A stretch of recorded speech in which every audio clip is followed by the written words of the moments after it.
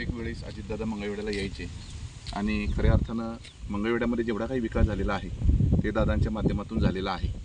दादा हे पर्यावरणपूरक होते.